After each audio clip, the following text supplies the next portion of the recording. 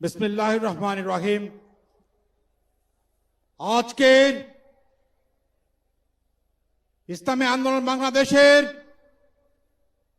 আহত এই মহাসমাবেশের সম্মানিত সভাপতি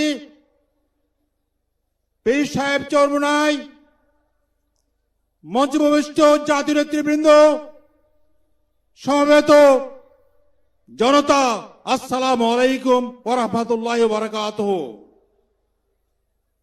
আমি স্পষ্ট করে বলতে চাই, আজকের দাবি জনগণের দাবি, জাতির দাবি, অতীত বিলম্বে বিচার কাজ সুষ্ঠু সম্পাদন করা, দৃশ্যমান করা, আর দাবি সংস্কার করা। সংস্কারের স্পষ্ট করে বলতে চাই, আল্লাহর প্রতি অবিচল আস্থা বিশ্বাস, এটা মূলতন্ত্র করতে হবে, এছাড়া জাতি মানবে না। আল্লাহর প্রতি আস্থা বিশ্বাস কোন ক্রমেই মূলনীতি রাখা যেতে পারে না। এর সাথে সাথে নির্বাচন সংস্কার করতে হবে। আজকের মাস্তানদের আধিপত্য থামাতে হবে। কোনোভাবেই নির্বাচন কেন্দ্র দখল নির্বাচন করার সুযোগ দেওয়া যেতে পারে না। তাই আমরা দাবি করেছি, এখন সমর্থন ঘোষণা করছি, পেয়ার পদ্ধতিতে নির্বাচন করতে হবে, এর কোনো বিকল্প নাই।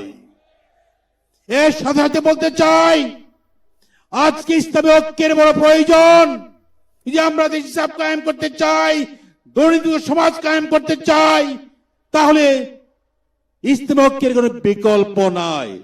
দেশ হাজার সার্বভৌমত্ব বাঁচাতে হলে, আমাদের শত্রুর হাত থেকে রক্ষা করতে হলে একমাত্র ইসলাম, একমাত্র মুসলমানিত্বের পরিচয়ে এ দেশকে বাঁচতে হবে, এর কোনো বিকল্প নাই।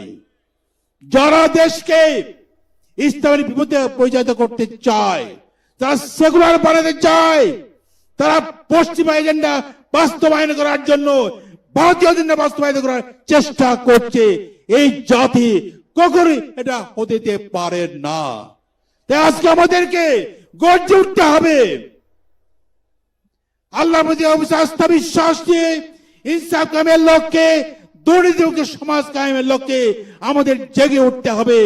উদাত্ত আহ্বান জানাতে চাই, আসুন সবাই মিলে আমরা আগামী নির্বাচনে ইনসাফের পক্ষে, ইসলামের পক্ষে, ইনসাফ কায়েমের পক্ষে, দুর্নীতি বিরোধীর পক্ষে আমরা জেগে উঠি, ভোট প্রদান করে দেশকে আমরা ইসলামের পথে, শান্তির পথে, প্রগতির পথে, উন্নতির পথে আমরা পরিচালিত করি।